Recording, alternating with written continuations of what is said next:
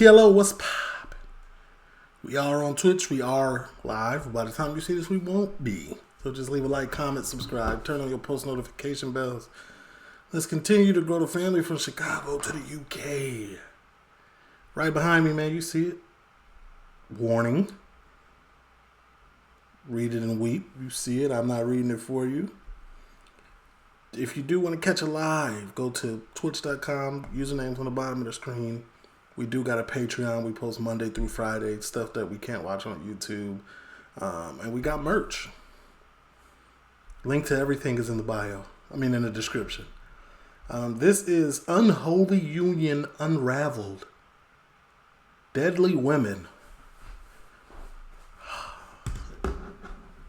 Should be interesting. It's a crime documentary, so, let's get to it, man.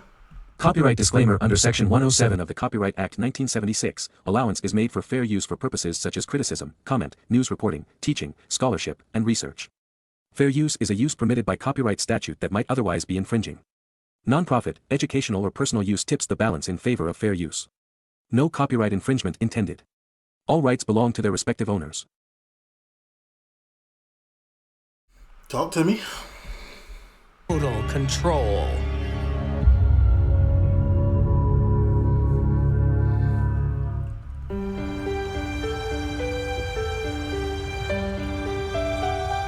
In Greenville, South Carolina, 2006. Hey, Carmen. 19-year-old Carmen Major is devoted to her faith. Carmen was described as a really good kid. He's American?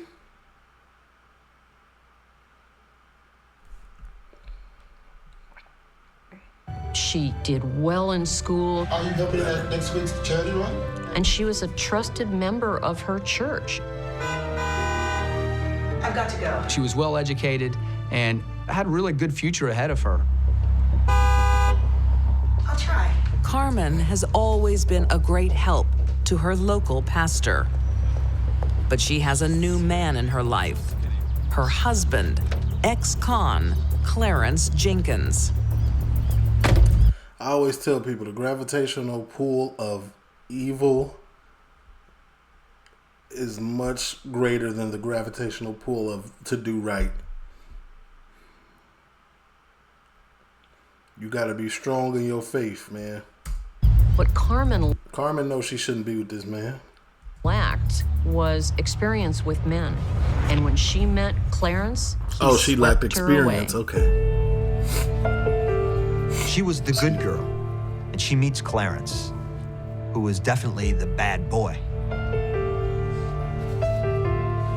He had a number of run-ins with law enforcement, had somewhat of a prior record. Got busted. Again? Petty crime isn't his only sin. Clarence is having an affair. Clarence became infatuated with Grace Davis and ultimately had a romantic relationship with Grace. Such blatant cheating would destroy most relationships. But not the Jenkins. That's when Clarence said, I think we should all be together as one family.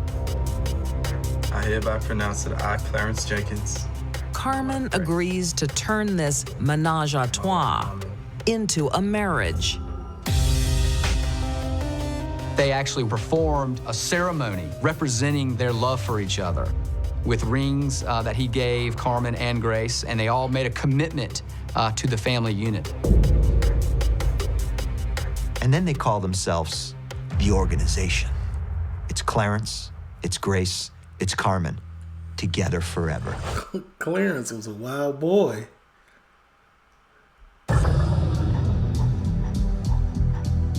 Until Clarence's criminal life catches up with him. So he winds up in prison, and what happens then? I like this. Me too. Grace and Carmen, they're at home, and they start looking at each other and think, what do we need him for? For the next 3 months, the women become inseparable. During that time, Grace and Carmen began a romantic relationship among themselves. I never want to let you go.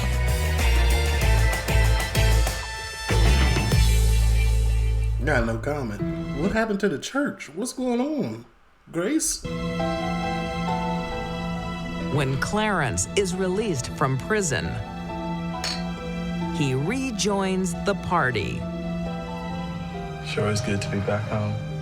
It's good to have you back. When Clarence came back, he realized that the relationship between Grace and Carmen had began. I will make this a real homecoming. He forgives them. Look, I was gone, you did what you had to do, but we're back now in the organization. It's the three of us. But there are two other people in the organization, Grace's children. And soon, things become complicated. I gotta leave. Grace? But I need you. I can't risk my kids. She wanted to have full custody of her children. And our Department of Social Services was not going to allow her to raise her two children in the atmosphere in which she was currently living. What's up? Parents, I'm leaving. Grace wanted to be with her children and get her life cleaned up and do the right thing. The Ain't nothing wrong Jenkins with believe that. Grace has made a commitment for life. I'm sorry. Leaving the organization is not acceptable. So Clarence and Carmen decided that they wanted Grace Davis to return to the relationship. She did wrong leaving us. We had a commitment. They plan to woo back their lover, not with candy or flowers, but with a terrifying message. Maybe we show Grace. I ain't gonna lie, this is a little spicy. I thought this was, a UK team, but I already started. I'm 6 minutes deep. How serious we are and what we are capable of. Maybe we do that. Okay. And then she's so terrified that she comes running back. That's what we do. They need a messenger. Clarence finds one on the seedy side of town. So Nicole is a known prostitute. 34-year-old Nicole Harris is lured into Clarence's van. He says he's an undercover cop. You're under arrest. I'm not hurting anybody. He told her that if she came along, he wouldn't press charges for her recent prostitution. So she went along with him. Little did she know, she's stepping into the car with the devil in disguise. Right. Clarence cooked up an idea to get Grace back that was completely ridiculous. If Grace thinks the three-way marriage is bizarre, she won't believe what they will do to win her back. It is one of the craziest schemes I've ever heard.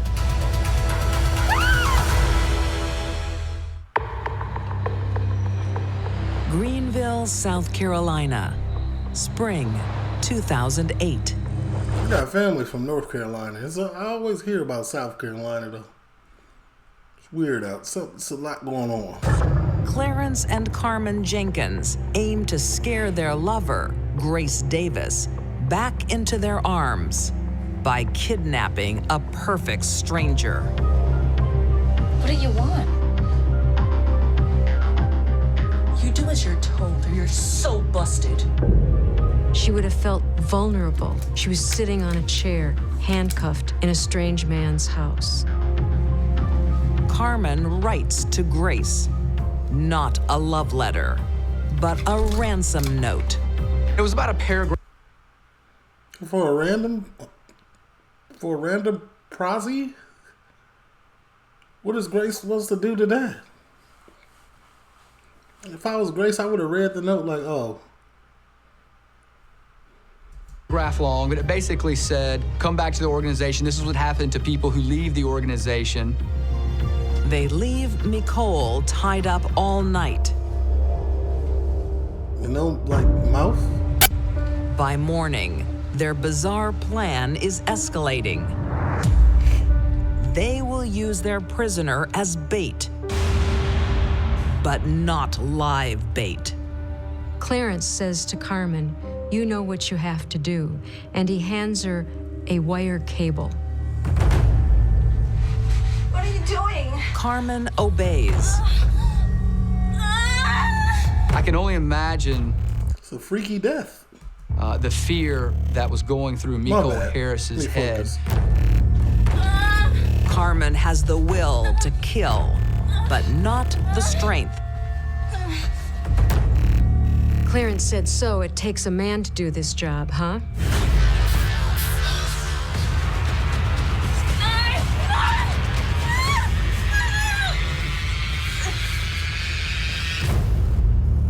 And he suffocated her to death. What is this accomplishing? Carmen I'm and lost. Clarence are not finished yet. He asks Carmen, get the saw, get the knife, chop off her hands, chop off her feet. Blood would be seeping into the drain, into all the cracks in the grout, and into the sheetrock.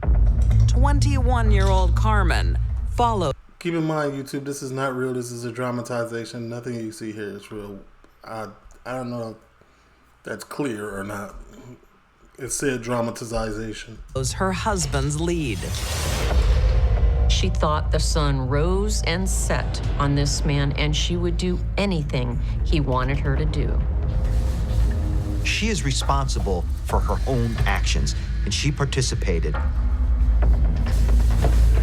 Lots of women meet men who are manipulative, and they don't take a saw to another woman's hand and try to cut it off. Facts. The packages are ready. A special delivery for their former lover. If you don't come back to the organization, this will happen to you. There's one That's not motivating. problem. They don't know where Grace lives. So Carmen leaves the gruesome packages on the doorsteps of Grace's family. They placed one foot in one hand in a bag along with a note at one location, and another foot in another So hand. now everybody knows who exactly did it. And at a different It's self-incriminating. location. The organization bungles this job. So Grace, of course, is not living at either address. Davis family at that time had no idea why someone would leave human remains at their doorstep.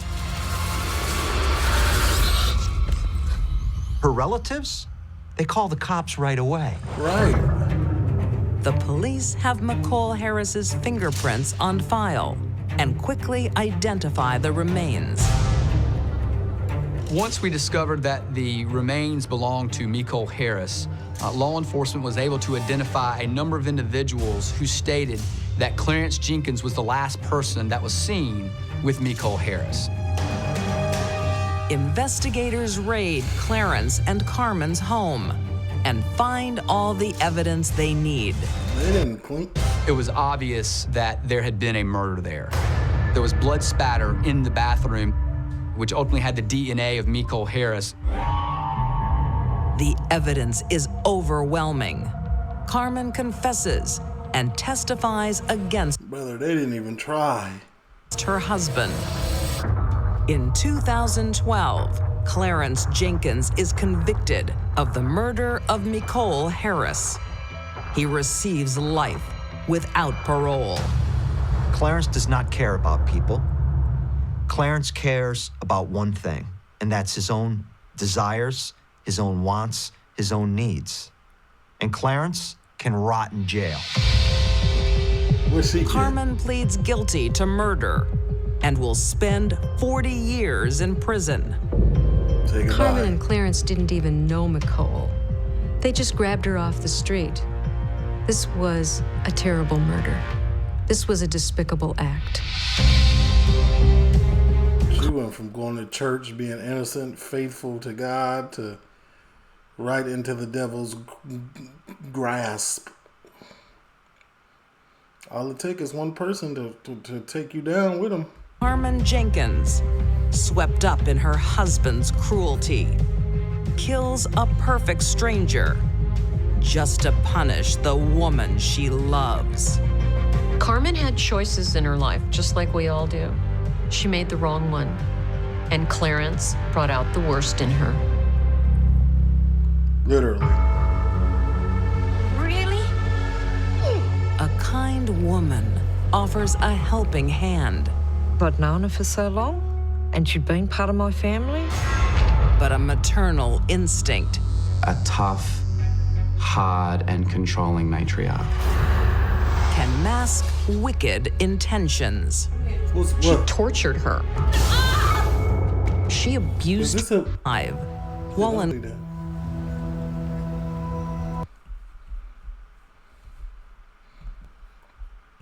2005, Wollongong, Australia. Here, let me show you the house. It's real nice. Single mom Kathy McDonald is excited about her new It's home. in Australia? Looks cozy. Kathy and her teenage daughter Louise need a change after facing tragedy. My other daughter took her own life. Louise found that hard. She couldn't understand why. Kathy and Louise are moving closer to their friend, Patricia Goddard. But there is one final hurdle. Only thing is, I've got to be there in 6 weeks. And that means Louise changing schools mid-term. Patricia is only too happy to take Louise in. Why doesn't Louise come and stay with us? Patricia had suggested maybe that Louise come down, start school early in the year. I could continue packing the house up because it was only supposed to be a couple of weeks. The 67-year-old is like a mother to Kathy, one of the few people she trusts with her daughter. Louise's mother thought, well, this is fine. A friend of mine will look after her. Like a holiday. Yeah. Exactly. How old is this lady? How old is the daughter? Did they say her age? But me personally, I don't care how old my daughter is. I'm not letting you know. You can't know. We were really close, you know. It was just like they were family. Louise moves in with Patricia. Kathy visits as often as possible, so mother and daughter maintain a close bond. You there, princess? Teenage. When Louise moved, I would come down and stay the weekend with her. Oh, I missed you too. It was a good relationship with Louise. We did a lot of things together. Louise seems to be settling in. Oh, aren't we looking after you? I didn't mean that. Under Patricia's watchful eye. Oh, you're being a good girl, yeah? Sometimes. I try. I really try. She was, by all accounts, a pretty tough woman, Let me just put my things down. but she was very sweet and endeared herself to a lot of people.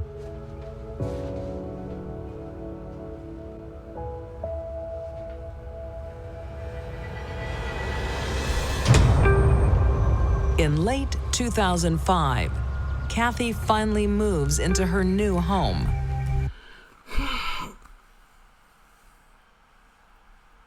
So your mom come down every weekend and you never said nothing?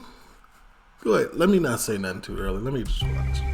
Ready for a fresh start with Louise. But when she goes to pick up her daughter, a family friend isn't welcoming. Good. How's my girl? She's good. She don't want to see you. What? Why? What's going on? Patricia! You deal with her! What's going on, Patricia? Come in. Patricia has said to her, Louise doesn't want to live with you anymore. She wants to stay with us. Kathy is baffled by her daughter's rejection. They were saying Louise didn't want to see me. She was supposed to come home. There were plans, the way she was going to paint her room, put a mural on the wall. She doesn't want to see you or live with you. I just want to talk to her, please. Louise! Didn't see much of her. It was just like a fleeting glance. What happened to her eye? She got a sty. There was one time I questioned about a black eye. She just floated and past. I was told that she'd had a sty and she was rubbing it. But... Kathy, you gotta go. Go! Why didn't she call the police? I can't imagine what that would have been like for her. Why didn't she call the police? That's not... Can this... At the end of the day, this is my daughter, my teenage daughter. I'm calling the cops. She came out of you. You're her mother. You have her birth certificates. Like, no. Even if you say you might deal with my daughter, she doesn't want to live with me. No. You don't have a choice. Come on. This whole experience must have just been absolutely gut-wrenching.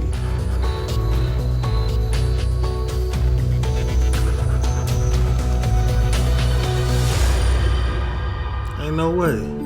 Okay. The heartbroken mom hopes the police can bring her daughter home. Types. And how old's your daughter? She's just turned 16. Yeah. But they are powerless to help. Mrs. O'Brien, under the law, we can't make Louise come home. He said that if she's happy, she wants to stay there, she's old enough to make her own mind up. I forgot the age was 16 when you're an adult over here. That's... So I virtually had no say in it. Once she was there, she was there. And she didn't come home.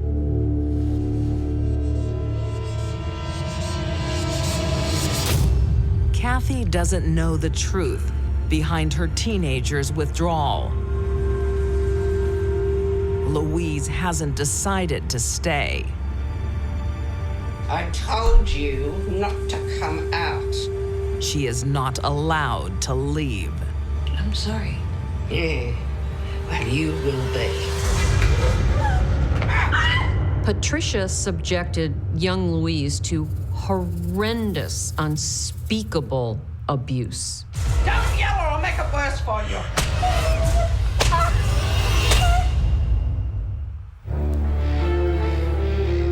2006, she could have easily in the overpowered coastal her. town of Wollongong, Australia. Louise O'Brien is working her fingers to the bone. She became virtually a servant, a slave, almost from day one. She was being constantly told to do housework. Family friend Patricia Goddard is meant to be caring for Louise. Instead, she is using the teenager as a workhorse and for easy money. I think she kept her there because she was getting the money from Louise's dad. She had a slave. It's almost inexplicable to imagine that somebody could do this for a few $100s a month. Patricia Goddard was just so selfish and so self-absorbed. The teenager doesn't try and she is too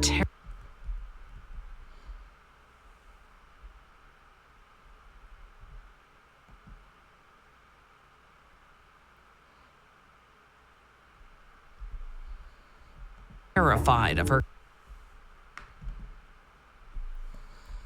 Try and escape.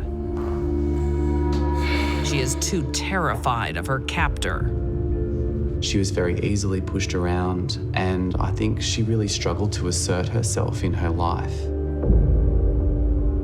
I think she probably was an easy target. So, did you get that dress you like? Yeah. Patricia's slave cooks all the meals, but doesn't sit at the table. She was made to eat out of a dog's dinner bowl. But Louise was treated worse than a dog. Eat it. Last chance. Give me the bowl. When Louise dares to challenge Patricia, the discipline doubles.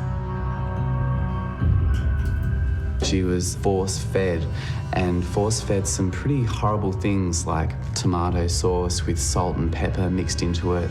Need you to waste good food. Come on. Come on, open up. She was an evil, evil person. Louise's mother, Kathy, is keen to reunite with her daughter. But when she visits, the teenager is hidden away.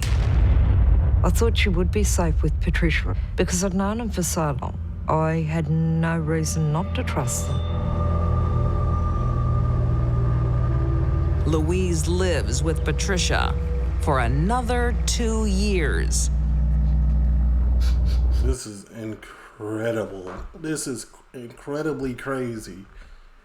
She's been here since he was 15, right here, can't do nothing, no type of investigation, nothing. The persecution grows. You stole my cigarettes.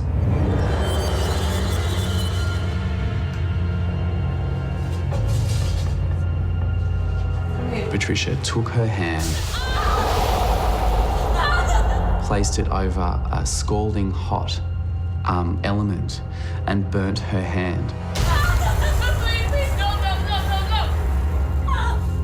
She did it because it made her feel powerful and it made her feel good. This is insane. Really is quite a sadistic thing to do to another human being.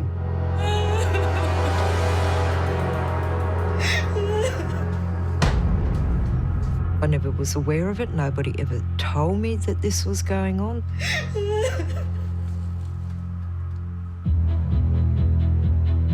In October 2008, finally some good news. Years later, Kathy's daughter has embarked on a new adventure. And I was told she'd moved out with a boyfriend. And I thought, oh, great, she's got a boyfriend. She'd moved to Melbourne. She was working in a restaurant, working in the kitchens. She was happy. we believe in this? Louise hasn't left town. She's much closer than her mother thinks. What's going on? Move along, This please. lady lost both of her children. But Move along. On February 28th, 2011, the police respond to a tip-off and search Patricia's home. That's when I found out that she was buried in Patricia's backyard. Patricia Goddard is arrested. She claims it was all an accident when she lost her temper. That's not clean.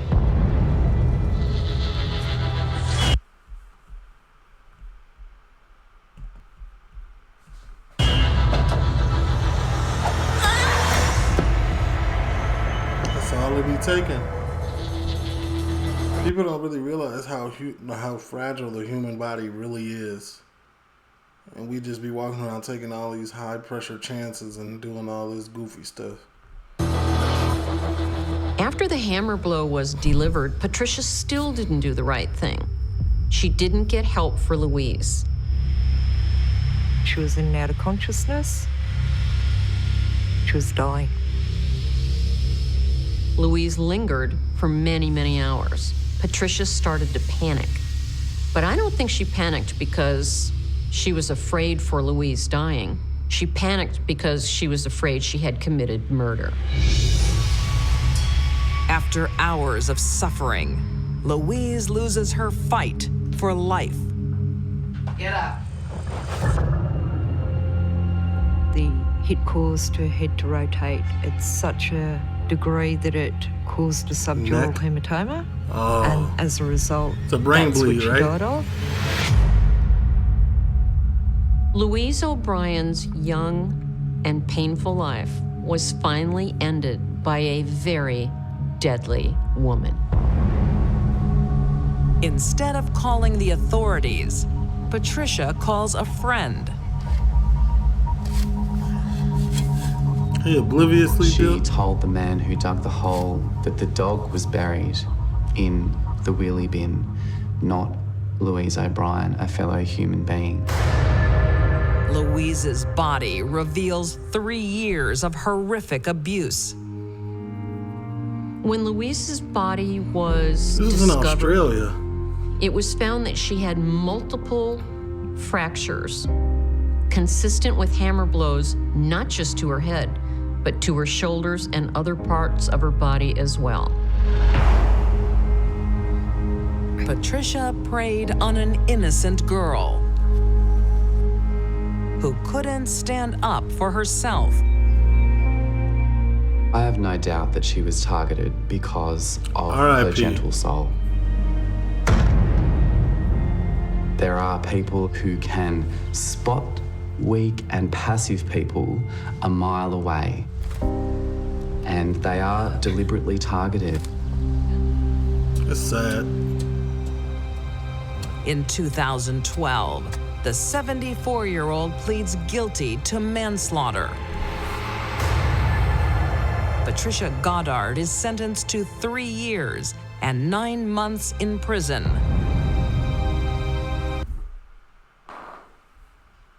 Australia. Are you gotta be kidding me. I know people get jammed for like drug charges and get more than that. Like, come on. Yes, it was actually manslaughter, but what about the torture? What about the kidnapping? What about the... A year later, nature deals her own penalty. Oh, nature got her out. Patricia Goddard passed away in jail. It leaves no solace for the woman whose trust she so brutally betrayed. I was more so upset with the fact that there's no justice because she's not spending the time in jail. She's not there. Yes, she's dead, but so's my daughter.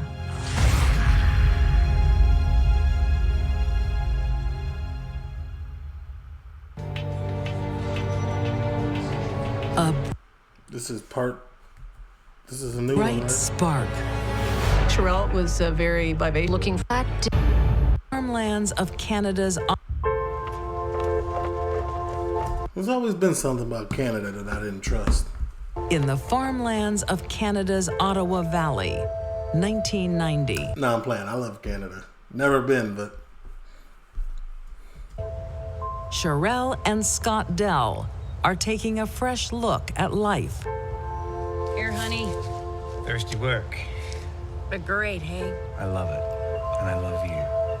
Scott and Sherelle got married young, in their teens, and they had 3 kids fairly soon. Massive mistake. What's Eden up to? They've left the city behind for a more wholesome existence. Well, she ain't no city kid no more, ain't she? They decided to come up to the Killaloe area, to a more rural environment. I think a lot of people moved to this area. Let me stop. That's not a massive mistake. But just in my experience, people who marry super young, at a certain time, they get to, like, regretting it, almost. Wanting to experience life. And, you know, that's when things get hectic. Area to have a little bit of outdoor living and to get back to nature. Scott savors the country air. But Sherelle is soon bored with this clean living. See?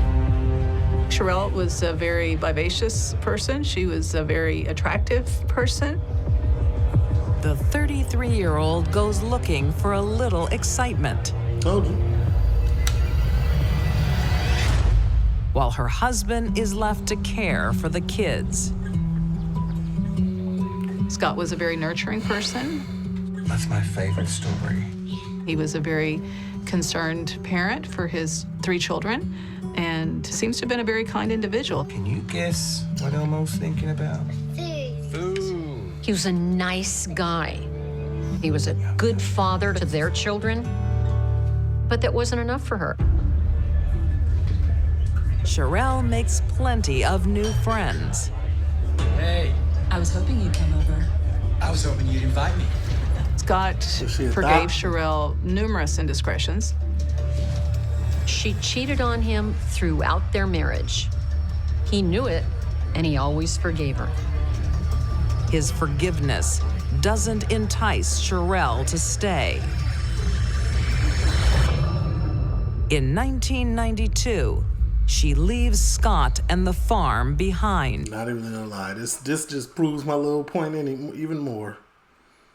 Don't get married young, man. Somebody's gonna miss that. Somebody's gonna wanna. It's no offense. Please don't take this, but I feel like a high percentage of the time,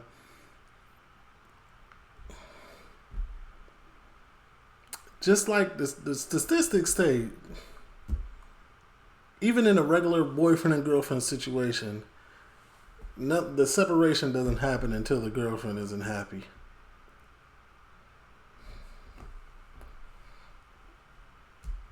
Or is no longer content.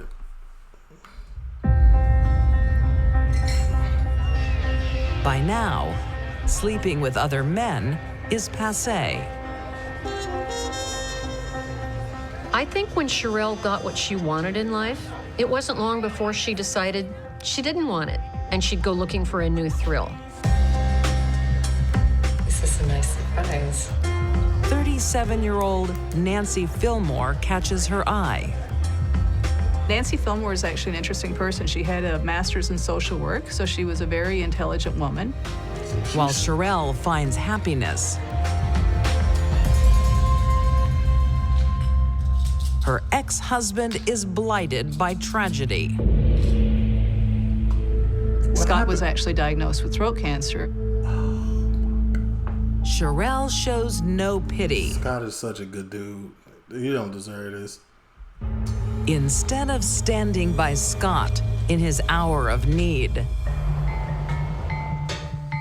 she moves in with her new girlfriend. I missed you today. I like being missed. It doesn't dampen Scott's love. She put him through the ringer, but I mean, he loved her. He loved her throughout. Even though they were divorced, Scott was still smitten with Sherelle. He would have liked nothing better than to get back together with his ex-wife.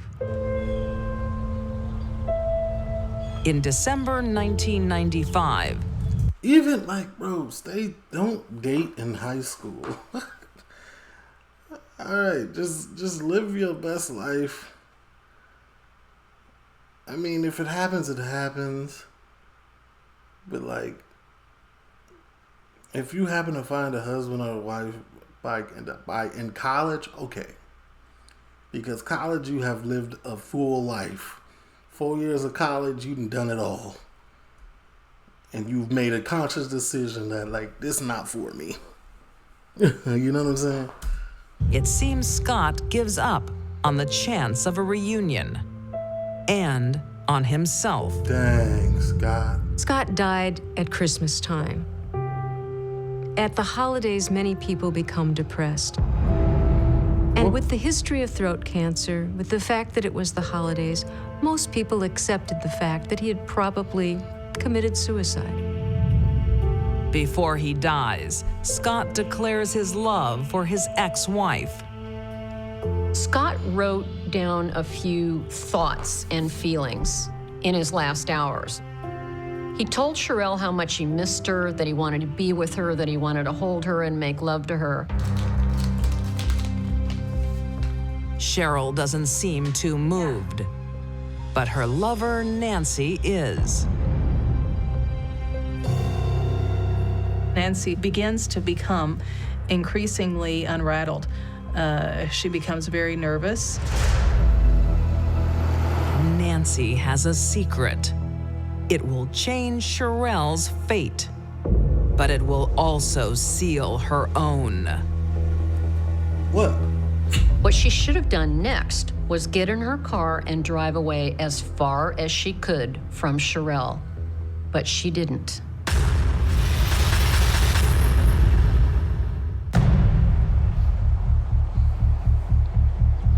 The village of Killaloe in Canada's Ottawa Valley, March 1997. For the past year, Nancy Fillmore has been living with a terrible secret, but she can't keep it anymore. She did it. Nancy told police that Sherelle had killed Scott. It's a plot that starts months earlier when Sherelle is unhappy with the terms of her divorce. Oh, this was all a ploy. To probably get some insurance money. I don't know. Let me hear. The divorce settlement left Scott with his farm, and Sherelle got the kids most of the time. She didn't want that. She wanted Scott's farm. For a while, Sherelle thinks Scott's cancer will ensure that she inherits the farm. But Scott beats the odds. Sherelle had thought that he finally would be out of her life, but then he wasn't because he had made a recovery. So Scott had to go. Sherelle hatches a plan. Do you love me? Oh, you know I do. Then do something for me. And convinces Nancy to help. Nancy was very much in love with Sherelle, it's very obvious, and did what Sherelle wanted. Just days after Christmas, 1995, Nancy buys a bottle of wine and some antifreeze. It's a chemical. No way. You would be able to taste that if you was a real wine drinker. Called ethylene glycol that is actually odorless and tasteless. Oh, okay. It has a kind of a fluorescent green color. Nancy watched Sherelle mix the antifreeze in with a bottle of wine.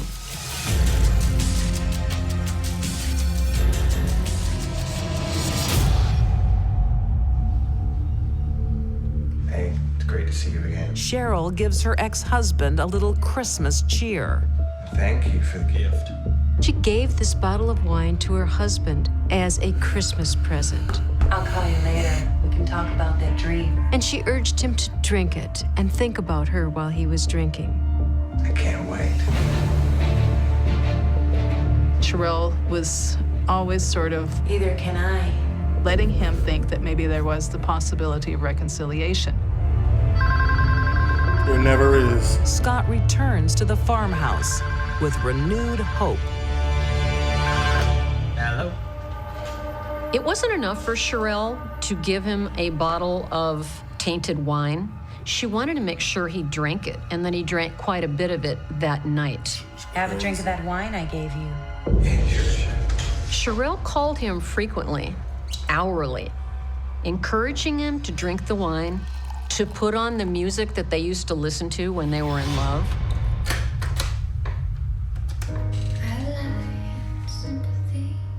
It's good, isn't it? It's great. And periodically suggested to him that they might get back together. As Scott pours out the wine, he also pours out his love. Scott was taking notes of, his thoughts. He writes about their relationship and about seeing her as an angel. Rose, His angel is doing the devil's work. Yeah, angel of death. How's it going with that wine? I hope you've drunk the whole bottle. I'm very drunk. Scott didn't have a clue. The ethylene glycol is sweet. He was drinking wine. Nothing unusual was happening. As the poison starts to take effect, Tell me what you're feeling. Sherelle listens in as her husband of 20 years fades away. The symptoms of ethylene glycol poisoning begin at first much Sickening. like those of alcohol. I'll call you back later. A person feels lightheaded and giddy. Their inhibitions are depressed. Sherelle knew that the lethal bottle of wine was starting to take effect. She could hear his words start to slur. Scott? Life is a gift. It doesn't last long. And of course, Sherelle didn't do a thing to save his life. Scott? You there? She just allowed him to die.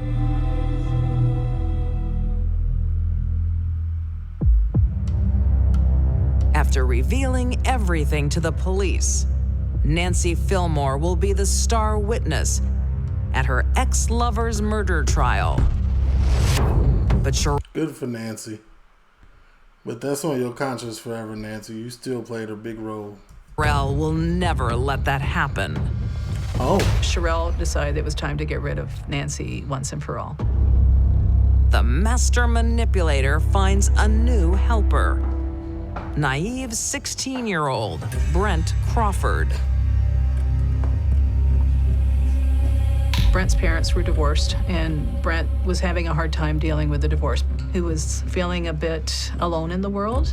He was looking maybe for some attention, and Sherelle became that someone. I like bad boys, Brent. I could be bad. Sherelle convinces the love-struck teen to do her dirty work. She's 40. Sherelle did have the ability to find people that she felt like she could sort of possibly put under her spell. Brent was going to break into Nancy's apartment. Off you go, bad boy. And he was going to slit her throat with a knife. But when he got there, he found her drunk on the floor, and there were candles all around her. So he tipped over all the tables and left, and the house burned down with Nancy in it. Within the span of less than 2 years, 2 of the people who had been Sherelle's lovers were dead. It's Black too Widow. much of a coincidence. And when police find out about Sherelle's new boy toy, they organize an undercover sting. Brent said, yes, I killed a woman. He was trying to brag about what he did. Brent Crawford is convicted of murder and sentenced to life with no chance of parole. Brent, Scott, and Nancy are all tragedies in this case that Sherelle manipulated. In 2001, Sherelle Dell is convicted of the murder of her ex-husband and pleads guilty to counseling Brent Crawford in the murder of Nancy Fillmore. What's the time? Sherelle was sentenced to life with no chance of parole for 25 years. Men. Oh, she got 25 years, but she has to serve the 25 years, but then that's the same kind of sentencing as the UK. She basically killed 2 people though. Like, that's insane. And women fall under Sherelle's wicked spell. But the only person she truly loves is herself. Selfish. Sherelle is a narcissist. Life is all about her, and image is everything. Scott Dell beat cancer, but he couldn't survive Sherelle. My bad. There's more? These deadly women discarded lives like rubbish. Carmen Jenkins sacrificed a stranger to I'm not even gonna lie, we don't need to wrap up. Is this all wrap up? Yeah, we don't need to wrap up. We got the stories. That's tough, man. Be careful who you date, man. You really never know who's out there doing what or what your partner thinking. Just use wisdom. Listen to your inner thoughts. Listen to everything, the universe. Every red flag means something. I'm going.